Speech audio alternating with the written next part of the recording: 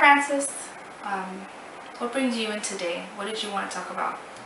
I have social anxiety issues. Could you elaborate a little more about that? Well, it all started when I was in high school. I was 15 years old.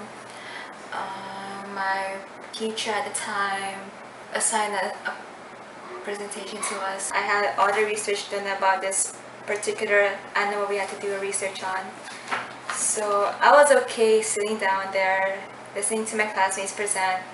And when it came to my turn, I thought I was ready because I had all this research done.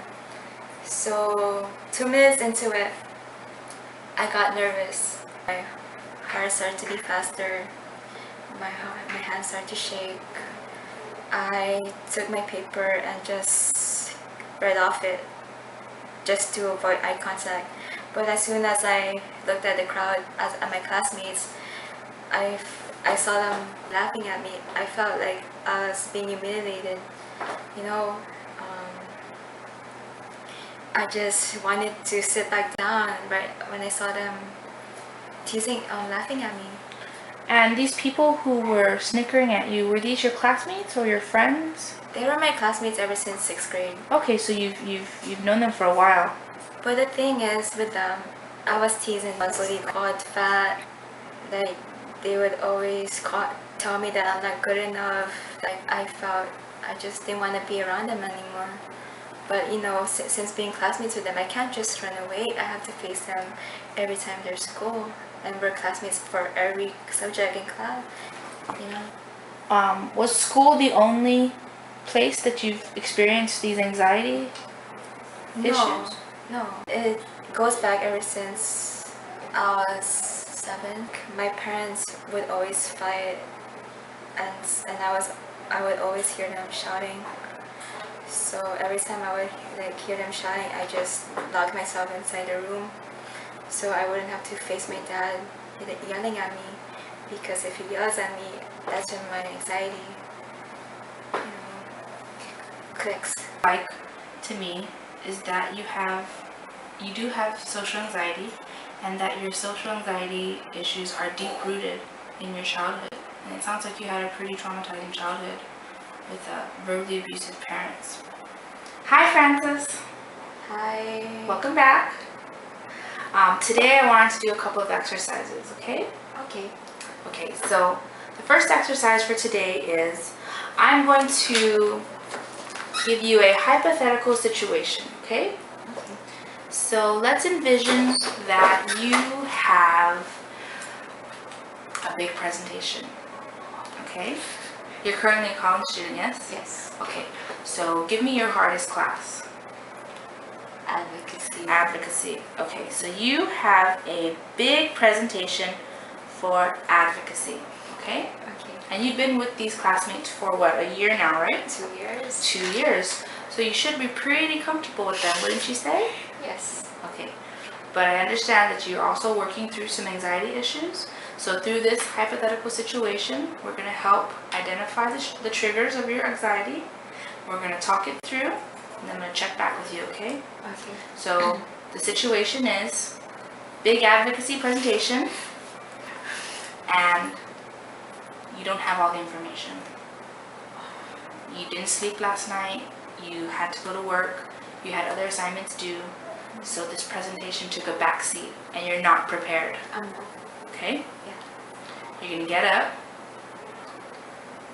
and when you get up, But I don't your want teacher, to. I know you don't want to, but just trust me, and just try this exercise with me, okay? Okay. You want to overcome your anxiety, yes? Yes. Okay, so this is the way we're gonna try it, okay? Okay. Okay. So, just having given you that proposed situation, what is your anxiety level at now? 10. A 10. Okay, that's very high. On a scale of 1 to 10, you're at a 10. And I also noticed that you're nervously laughing, and you're trying to contain yourself. Do you realize the body language you're exuding? Okay. No. Okay. I want you to be mindful of everything around you, okay? Okay. Okay. So, let me give you a proposed outcome. Okay. You get up, and your teacher starts writing notes, and she looks angry. and she's looking at you and she's writing and she's shaking her head. No. What is your feeling? I'm nervous. What's going through your head?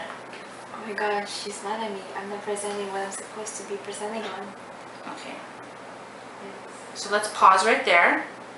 Now, just because she's looking at you and writing notes, could it be that she's maybe writing notes about something else? It could be. It could be. Yes. But you will internalize that it's about you. But I'm not doing what she wants. Yeah. So do you see how your mind always makes it about how you're doing something wrong when it could be something else? Mm-hmm. Yes. It could. I don't know. That's what I always think. That's why it's always about me. Yeah.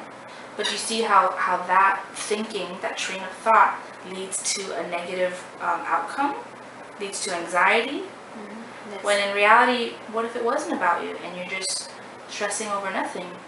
And I felt like I could be presenting, doing better. Mm-hmm. You could be focusing on other things rather than responding to how she's reacting. I didn't. Assuming that her reactions are solely based on you. Mm-hmm. Okay? So let's go back to the scene. You're going through your presentation Okay. and you stutter. You flub up a word. Okay. Doesn't that usually make you nervous? That was making me nervous. Once I stutter, I always think I'm gonna do bad for the rest of the presentation. So by setting up, by already assuming that the one mistake is going to set the tone for the rest of the presentation, you've already lost. You've lost the war because your self-defeated attitude has. I just want to sit back down after I mess up, after I see that stupid word. I don't want to present anymore. I don't want to talk to anyone. I just want to be by myself. But let's look at the reality that maybe some of the class wasn't paying attention. Maybe some of them didn't hear it. Did any of them make a point to stand up and point you out and say, "You just messed up on that word. You should sit down"? No. No. No one did. So do you think you care more about what they think than what they really do think? Yeah. I care more that what I think they're thinking is actually.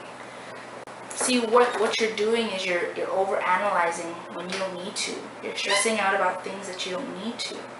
You're taking it upon yourself when you don't need to. When in reality, they're probably not even paying attention. When they should be, they don't care. They could be on their phones for all I know. But you will internalize it as, they're laughing at me. I messed up. I'm nervous now. I don't want to finish this. I just want to sit down and disappear. That's what I always feel in every presentation that I mess up. That I think I messed up. So the new mantra that we want to practice is, it's not what I think. It's not what I think. It's not what I think. It could be something else. It could be something else. It's not what I think. It could be something else. Okay. So let's go back to the situation. You're standing up there, teacher's writing her notes.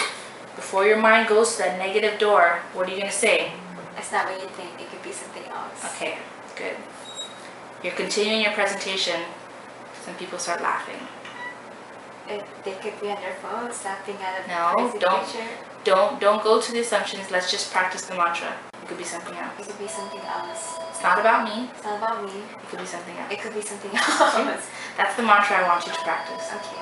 To stop the negative thoughts from entering your brain and causing the trigger of anxiety to come through. Okay? Okay. So, let's start the scenario over. You get up there, the teacher's writing her angry notes while you speak. What are you going to tell yourself? It's not what I think. It could be something else. Okay. You're continuing your presentation. You mess up on a word and someone laughs. That's all. It's That's not all. about me. It's not about me. It could be something else. Okay. Having gone through that scenario, Francis, we started at a 10, the most anxious and nervous and uncomfortable you could be. What is your level at now? 3. 3. It's a huge drop. That's a 7-point drop. It is. So, do you feel that talking through these situations help? I feel like I need more time to overcome my anxiety issues. I have to improve on my confidence level. Okay. I feel that in order for you to be able to identify, you need to understand that what happens here will lead to how you act and how you feel.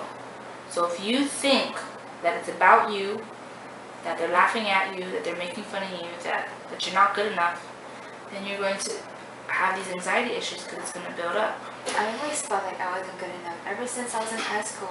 Okay, we need to kill that thought. We need to kill that thought, and we need to build your confidence, and you need to know that you are good enough, not just for you, but for everybody. Okay. Okay?